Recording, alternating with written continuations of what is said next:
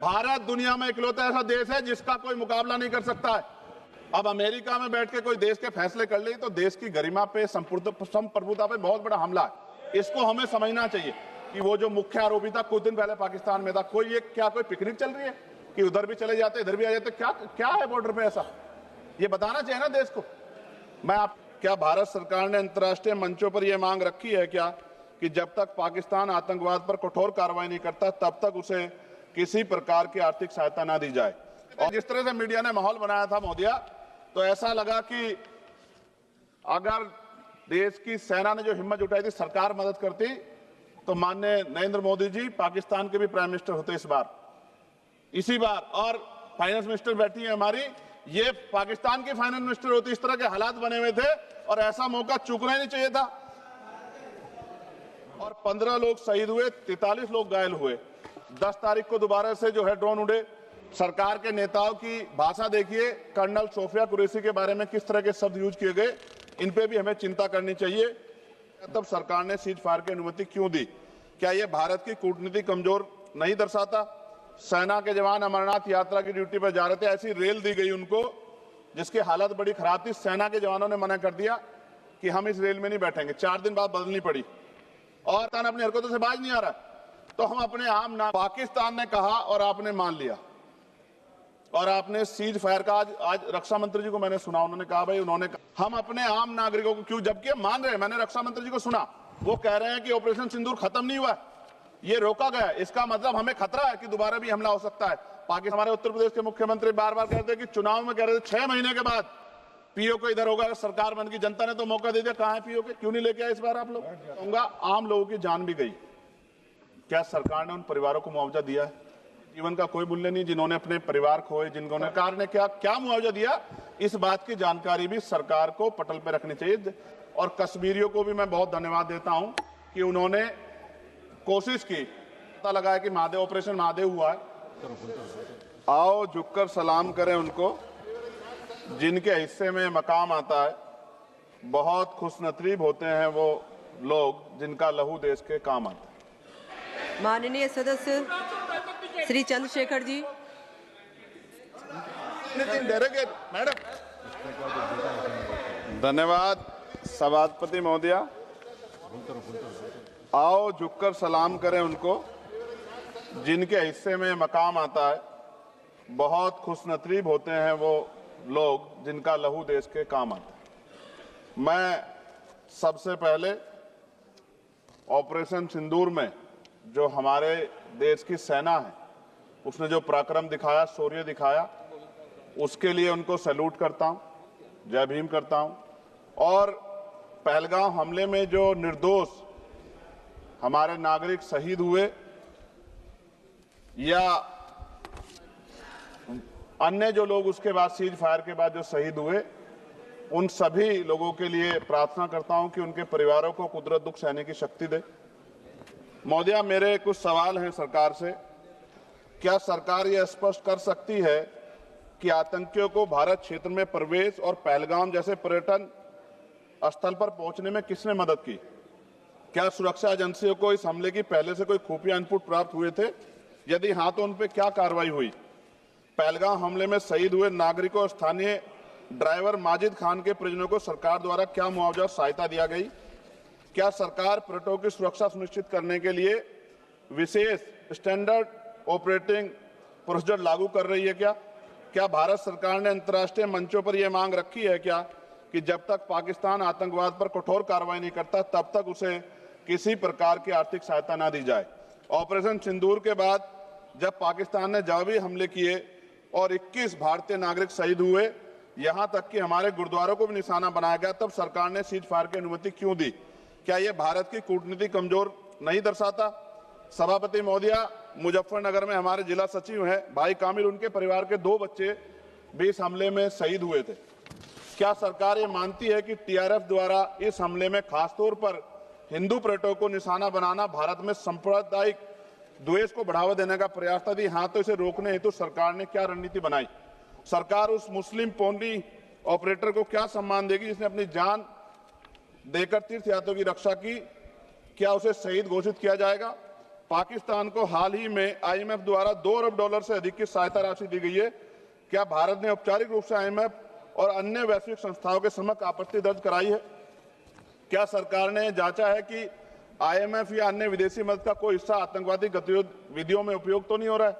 क्या सरकार ये स्वीकार करती है कि पहलगाम हमले में खुफिया तंत्र पूरी तरह विफल रहा है? यदि हाँ, तो कौन जिम्मेदार है और उसके विरुद्ध क्या कार्रवाई होगी? क्या सरकार स्पष्ट कर सकती है इतने भारी सुरक्षा प्रबंधों के बावजूद टीआरएफ जैसे आतंकवादी संगठन के सदस्य भारत में प्रवेश कैसे कर जाते हैं? क्या सरकार ये बताएगी पहलगाम जैसे संवेदनशील क्षेत्र में सुरक्षा समीक्षा अंतिम बार कब की गई थी और उसमें क्या कमियां चिन्हित की गई थी? प्रधानमंत्री जी ने इस हमले के बाद पहलगाम का दौरा क्यों नहीं किया, जबकि देश भर में भावनात्मक उबाल था? क्या सरकार ने शहीद हुए नागरिकों के परिजनों को आर्थिक मदद व स्थायी सहायता प्रदान की? यदि हाँ, तो उसका विवरण सदन में प्रस्तुत करें। मोदिया, सरकार के लोग सेना के सम्मान की बात करते हैं। इस घटना के बाद सेना के जवान अमरनाथ यात्रा की ड्यूटी पर जा रहे थे, ऐसी रेल दी गई उनको जिसकी हालत बड़ी खराब थी। सेना के जवानों ने मना कर दिया कि हम इस रेल में नहीं बैठेंगे। 4 दिन बाद बदलनी पड़ी। और सरकार के नेताओं की भाषा देखिए, कर्नल सोफिया कुरैशी के बारे में किस तरह के शब्द यूज किए गए, इन पे भी हमें चिंता करनी चाहिए। देश की सेना के लिए मेरी मांग है महोदया कि सेना और अर्धसैनिक बलों के वेतन को टैक्स मुक्त किया जाए, बैटल ऑफ ऑनर से सम्मानित, क्योंकि ये इस समय ऐसा विषय चल रहा है कि देश की सेना पे हमें गौरव है, गर्व है, लेकिन जिस तरह से आतंकवादी गतिविधियां बढ़ी है, मेरी मांग है कि बैटल ऑफ ऑनर से सम्मानित चमार रेजिमेंट को बहाल किया जाए, गुजर रेजिमेंट, मेहतर रेजिमेंट, यादव रेजिमेंट बनाई जाए, क्योंकि देश का जो किसान का मेरा उसके अंदर देश का जो गांव में रहने वाला जो व्यक्ति है उसके अंदर देश प्रेम का जज्बा बहुत जबरदस्त है। अगर इनको मौका मिलेगा तो शायद पाकिस्तान छोड़िए, चाइना की हिम्मत भी नहीं होगी कि हमारे देश की तरफ आंख उठा के देख ले। मोदी, बाबा साहब अंबेडकर कहते थे हम प्रथम और अंत्य भारतीय हैं। भारत की आन पे जब आंच आती है तो जिस तरह इस बार प्रदर्शन हुआ, एकजुट रहा देश, सारा विपक्ष हो पक्ष हो सब एकजुट रहे, ऐसे हमें एकजुट रहना चाहिए। अगर हम एकजुट रहेंगे तभी हम आतंकवादियों से लड़ पाएंगे। मोदिया, 1965, 71, 1999 के युद्ध में किसी भी अरब देश ने पाकिस्तान का साथ नहीं दिया था, लेकिन आज एक भी अरब कंट्री हमारे फेवर में नहीं खड़ी। क्या हमें अपनी फॉरेन पॉलिसी पे नहीं सोचना चाहिए कि ऐसा क्या हो गया कि हमारी राजनीतिक जो भारतीय की लोकल राजनीति है इसके चक्कर में क्या हमारी फॉरेन पॉलिसी या हमारे मित्रों को के मन में पीड़ा तो नहीं पहुंच रही है? पाकिस्तान ने कहा और आपने मान लिया, और आपने सीज फायर का आज रक्षा मंत्री जी को मैंने सुना, उन्होंने कहा भाई, उन्होंने कहा कि महाराज हाथ जोड़ते हैं छोड़ो, उन्होंने कहा और आपने मान लिया। लेकिन फिर उसके बाद 10 तारीख को दोबारा से जो है ड्रोन उड़े और 15 लोग शहीद हुए, 43 लोग घायल हुए।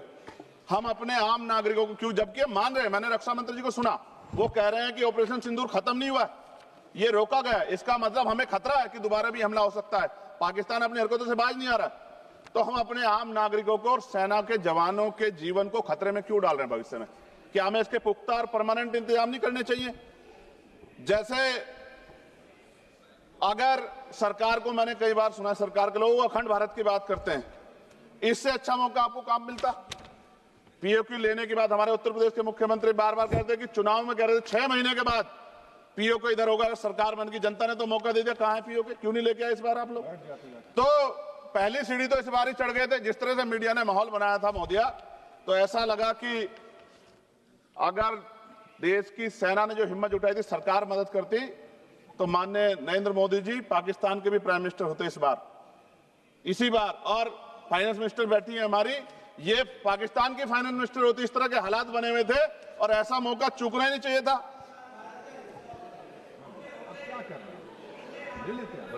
ले लेते, इससे अच्छा मौका किसे कैसे मिलता? पूरा देश एकजुट था। मोदी, मैं खत्म करूंगा, पूरा देश एकजुट था, इससे अच्छा मौका कहां था? लेकिन अब अमेरिका में बैठ के कोई देश के फैसले कर ले तो देश की गरिमा पे, संप्रभुता पे बहुत बड़ा हमला है। इसको हमें समझना चाहिए, हमें समझना चाहिए किसी की हैसियत नहीं है। भारत दुनिया में इकलौता ऐसा देश है जिसका कोई मुकाबला नहीं कर सकता है।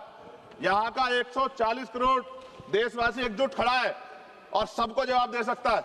मोदी, आज खत्म करते हुए कहूंगा, अमरनाथ की यात्रा आ रही है अगस्त के फर्स्ट वीक में, चल भी रही है, नहीं चल रही। अनुराग भाई, आपको बोलने का मौका नहीं दिया, आप ये नाराजगी मेरे ऊपर मत उतारो, आप लड़ो ना उनसे। आप लड़ो चेयर से, मुझे काहे को करना। खत्म हो रही है। अमरनाथ की यात्रा खत्म होने वाले, सुरक्षा के पुख्ता इंतजाम होने चाहिए और दोबारा ऐसी कोई घटना ना हो। लेकिन अंत में महोदय मैं कहूंगा, आम लोगों की जान भी गई, क्या सरकार ने उन परिवारों को मुआवजा दिया है?